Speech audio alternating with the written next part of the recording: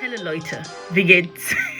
Hi, guys. I don't know if I'm gonna call this an episode, but I want to talk about something that I have struggled with for the longest of times. Yeah. Today, I am going to be recording with Jeff. Say hi, Jeff. Yeah. What am I talking about? So basically, this thing that I battle with, I feel it more when I am around Nigerians. I mean, without them being there, I feel it, but not so much. But you see, when you're around Nigerians, at home or abroad, especially abroad, the pain in my chest. So, I don't speak any language. I don't speak or understand any Nigerian native language except English. English and Pidgin is the only thing that I speak and understand. And before you start with me, it is sad. It is quite sad. My dad is from Imo State and my mom is from Warri, hence the beauty. Yes, look at it very well. Yeah. Anyways, but I do not speak or understand either of the languages. And I did not know or recognize how much of an issue it was up until my service year when I was surrounded. I served in Agbo, Ika South. And I was surrounded with my Igbo brothers and sisters. And they could speak and they could understand. And they were like, Ada, what do you mean? Like, what do you mean? And I'm like, me if I didn't know. I don't know, but I just can't. And they're like, you have to. Why didn't you learn? I'm like, I don't understand. Well, growing up, we only spoke English at home.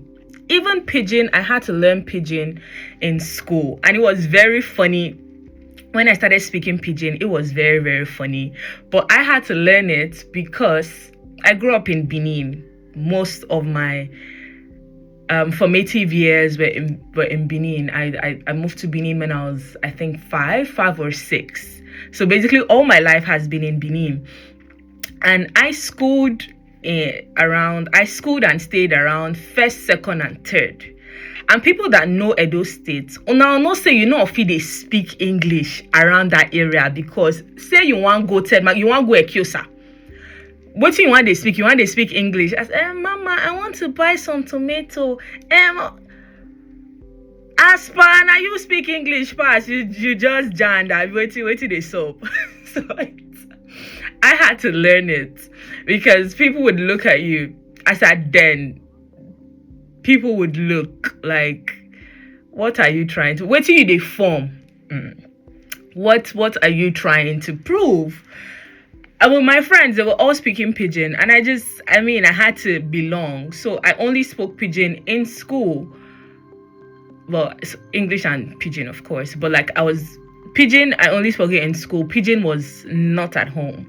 At home, we spoke English. All my relatives with me spoke English. There was my auntie. Oh, I love her to death. She tried to teach me Urubu. She did try, which was like when I would go to Delta State for holidays, but it was like very brief. So like when I was much younger, when she comes around, she tells me come go, she tries to speak the language with me.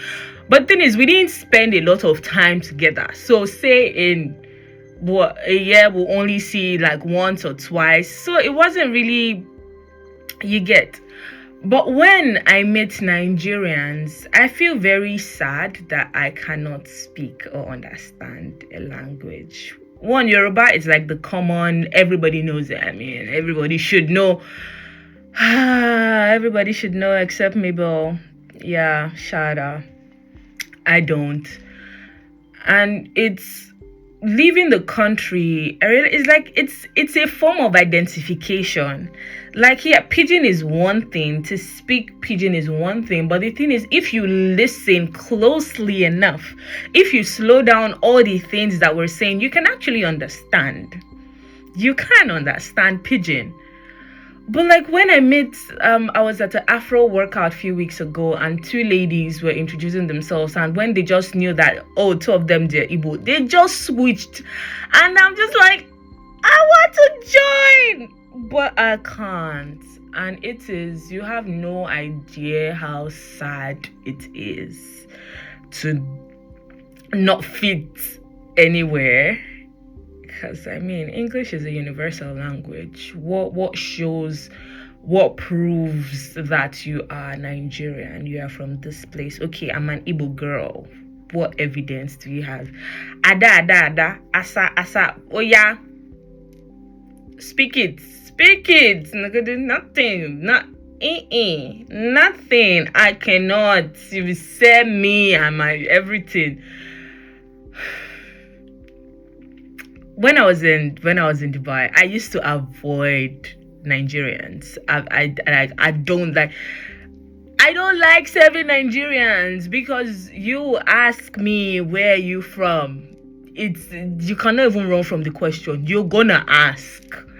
So my sister, where are you from? So when I know I can't avoid it, I tell them Urubu, I'm from Delta State, because the probability of me seeing an Urubu person outside is like 10% compared to seeing my Igbo brother. You look like an Igbo girl. Are you sure you're not even?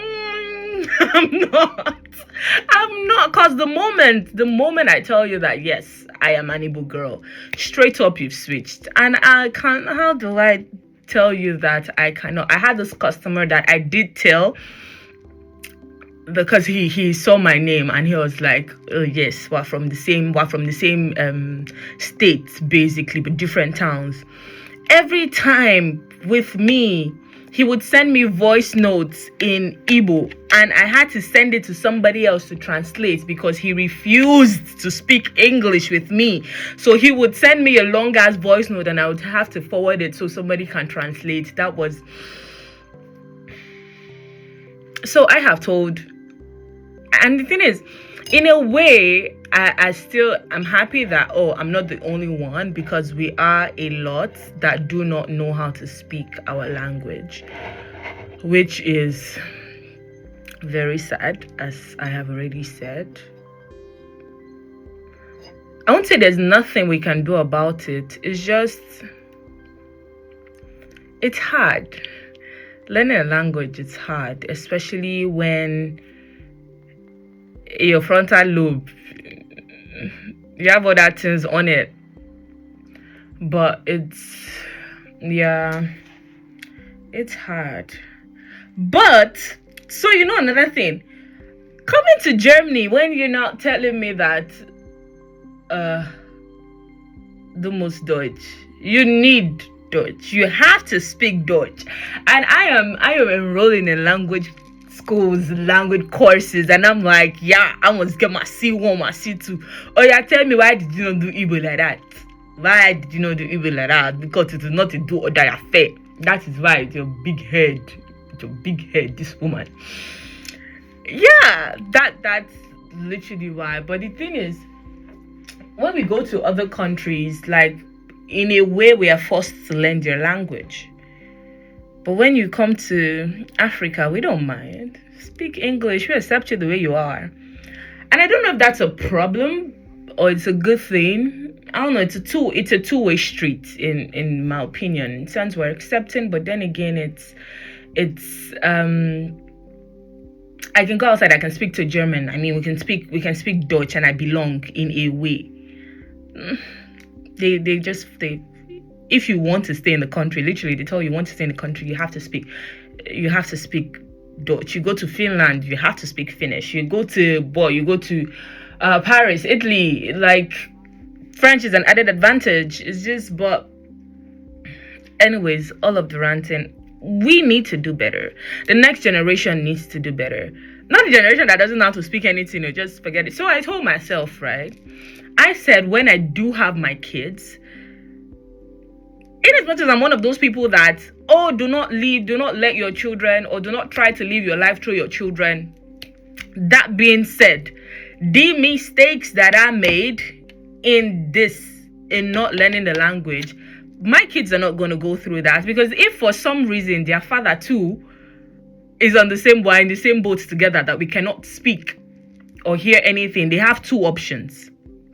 One, you go and stay with your grandparents and learn the language. It's not optional. You don't have an option. You going there to learn it. Or you're going to take courses. And the thing is, you're not going to just take one course. So you're going to learn, okay, say I get married to an Igbo man. You are going to learn that for sure. And then I have some other things in mind. You're going to learn French. You're going to learn Arabic. You're going to learn what other language do I think? Chinese. I think those are like the strong languages that you basically see them everywhere. They're as much as Nigerians. Or knowing the language gives you an added advantage. So as many languages that I can afford for them to learn, which I know I'm going to be able to afford all of them, they are going to learn it, and they're going to learn it at a little age, so it's like easier for them to absorb, but they will learn it. So in case they see this video in heaven knows how many years to come, know this is the plan that I have for you. You're going to learn the language, because you kind of feel like an outsider. When my friends, I went out on Sunday, and I was with my friends, and they were together and they were speaking Yoruba. I wish I could join them. I wish I could speak with them. You know, when you're like amongst other people and you don't want them to understand what you're saying, you just switch. You can gossip, you can insult somebody. It's just very nice. But when you can't do any of that, you're just there as an English speaker. It's quite sad.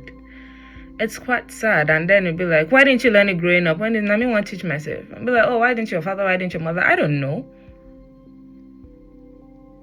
Yeah, it is what it is. Stop asking me all the million questions. So what were people speaking in your house? We're speaking English. You're speaking English. It's so easy to rage bait me these days. Anyways, I don't know the essence of this rant, of this episode. Basically, do better. Teach your kids the language, whether you are outside or inside, be you Nigerian, African, whatever it is. So when they go to wherever, they can identify as being part of this community. One, our skin gives us that, yes, we are blacks, but the black, yeah, black. Inside the black, where do you fall in? There's just a sense of belonging, in my opinion. So having a language is very important. So do better for yourself, for your kids, for your kids' kids. Let's pass something on, because there are quite a number of us that only speak English. But if you want to talk for pidgin, if you're not telling me, let us speak it in pidgin, don't worry. No, like, never mind. Just forget about it. I'll the rapper. I know that's how we see the talk. It's so sweet. Somebody was like, oh, you can't, like, if you're talking with a Nigerian, especially if I'm comfortable with you, like, I cannot have a conversation for 30 minutes without switching, or even if we're texting, like, it has to. I mean, how I want to know how they talk to my own if I don't switch.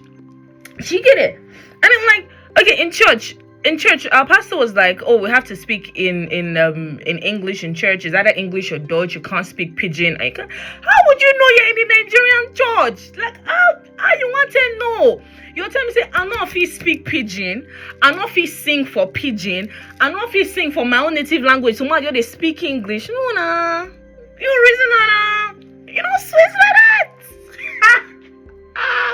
I love pidgin. Forget it. I love it. I do wish and hope that I can.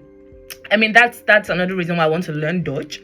So I do know I can speak and understand another language, but I would like to learn my language as well. Either be it Igbo, Yoruba, Yoruba, Hausa, whatever it is. Do I have the patience for it? I don't know. Can my brain carry it? I don't know. I think I'm not hungry enough. I mean, I am sad about it. I think I'm still lazy about it. As per, it's not a do or die affair. And I do hope that it doesn't become a do or die affair, because it go red. That is all the time we have for today. Jeff was just in his own, yeah. Shoes, hey. Bis next Wednesday. Till next Wednesday. Nakwitten. Nakshis Mitvok. Yeah, I'm still learning. I still have a long way to go, but bye.